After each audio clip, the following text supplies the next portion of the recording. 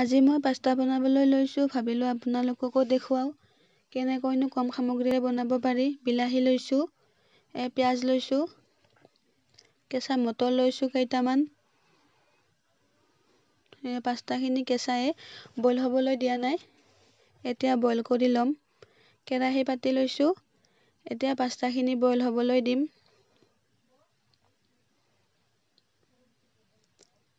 পানী বহুত বেছি দিয়া নাই, অলপে দিছোঁ।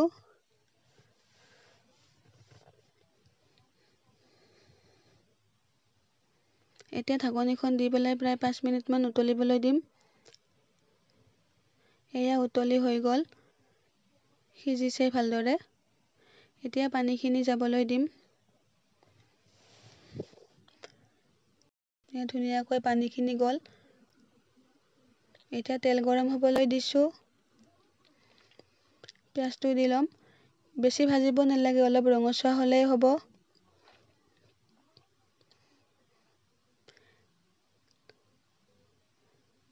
এনেদৰে বিলাহীখিনিও দিলোঁ।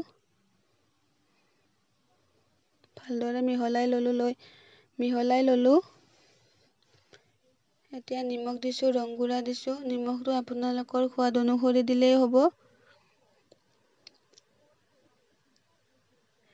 জিৰা পাউডাৰ দিছোঁ এচামুচ, বাকী বেলেগ মছলা দিয়া নাই।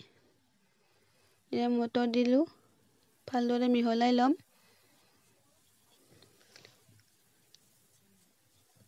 এয়া মিহলি কৰা হ'ল। এতিয়া ইয়াতে দৈ 3 চামুচ দিম। দৈ দিলে অলপ খাবলৈ টেষ্টি হয়।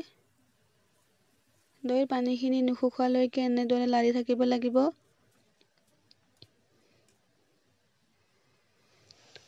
দৈৰ পানীখিনি শুকাই গ'ল, এতিয়া পাস্তাখিনি অলপকৈ দিব লাগিব। এইখিনি ল' ফ্লেমতে ভালদৰে ভাজি ল'ম।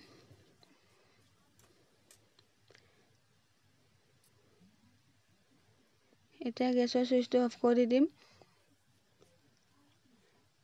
এতিয়া গোটেইখিনি ভালদৰে মিহলাই ল'ম। দেখিবলৈ কালাৰটো ইমান ধুনীয়া হৈছে, খায়ো টেষ্টি হ'ব। এনেদৰে আপোনালোকে বনাই চাবচোন, কি ধুনীয়া হৈছে।